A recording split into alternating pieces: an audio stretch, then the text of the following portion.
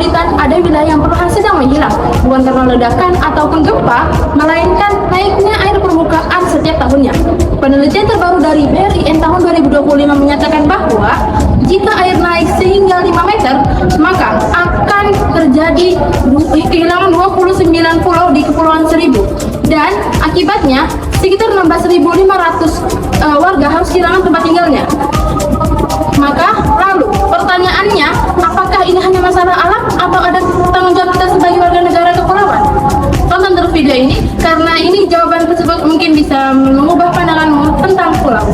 Apa itu definisi dari ketahanan ekologi? Dengan kata lain, ini merujuk pada kemampuan alam untuk pulih dari gangguan akibat manusia maupun bencana alam.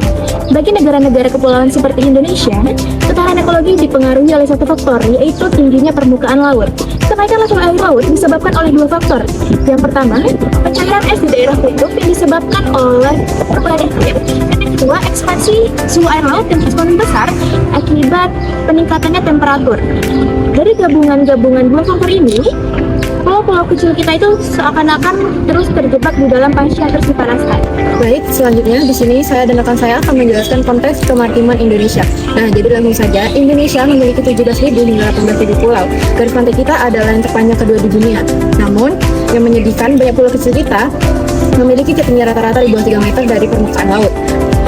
Bayangkan saja jika air laut naik 1 meter, hal itu sudah cukup untuk menenggelamkan banyak permukiman di pulau-pulau seperti Kepulauan Seribu, Kepulauan Riau, dan Maluku Utara.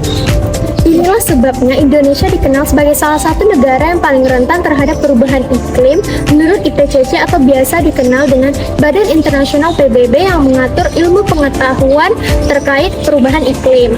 Yang lebih mengkhawatirkan, kenaikan laju permukaan air laut di perairan Indonesia berlangsung lebih cepat dibandingkan dengan rata-rata global disebabkan oleh faktor tambahan seperti penurunan daratan akibat tektonik. Apa kaitannya dengan kita sebagai mahasiswa atau masyarakat biasa yang tinggal di kota-kota besar?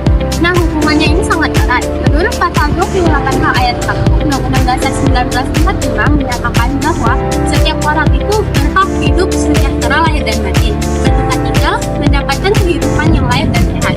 Saat pulau-pulau tenggelam, hak masyarakat ikut terganggu. Masyarakat kehilangan tempat tinggal mereka, nelayan kehilangan lokasi mereka untuk mencari ikan, dan anak-anak kehilangan sekolah mereka. Terus, berkewajiban untuk melindungi rakyatnya dari berbagai ancaman, termasuk ancaman yang disebabkan oleh perubahan iklim. Di sisi lain, kita sebagai warga negara juga berkewajiban untuk melindungi seperti berkontribusi mengurangi emisi, merawat ekosistem laut, serta mendukung kebijakan yang mengedepankan lingkungan. Ini bukan sekedar pilihan hidup, ini merupakan bentuk pengabdian kita kepada negara sebagai pada masa Di sini saya akan menjelaskan tentang kejadian di wilayah kepulauan, di mana saat ini rata-rata ketinggian pulau di daerah tersebut mencapai 2,4 meter di atas permukaan laut. Selain itu, ketinggian permukaan laut di daerah kawasan Teluk Jakarta mencapai 5-7 cm per tahunnya. Ditambah lagi dengan penurunan tanah mencapai beberapa puluhan sentimeter per tahun karena pengambilan air tanah yang berlebihan. Baiklah, Badan Riset dan Inovasi Nasional atau disebut dengan BRIN mengeluarkan informasi yang sangat mengkhawatirkan pada tahun 2025. Dalam kondisi di mana permukaan air laut naik sebesar 3 meter, seluruh pulau yang dihuni di Kepulauan Seribu akan tenggelam. Jika terjadi peningkatan sebesar 5 meter, maka 29 pulau akan menghilang dan 16.500 penduduk akan kehilangan tempat tinggalnya. Ini bukan ramalan untuk 100 tahun ke depan. Ini sudah kita rasakan saat ini. Sumber air sudah mulai menjangkau ke kawasan permukiman kita jadi pasang besar. Sumber air bagi warga sudah mulai terasa asing. Selain itu, pulau-pulau seperti Pulau Pari, Pulau Tidung, Pulau Panggang sudah mulai perlahan kehilangan laut daratannya.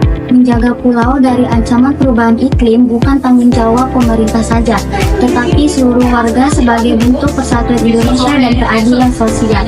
Mulailah dari hal-hal kecil seperti menghemat energi dan mendukung nelayan lokal. Karena jika satu pulau menghilang, hilang pula bagian dari tanah air kita. Maka jagalah bumi, lestarikan pulau karena pulau adalah bagian dari diri kita.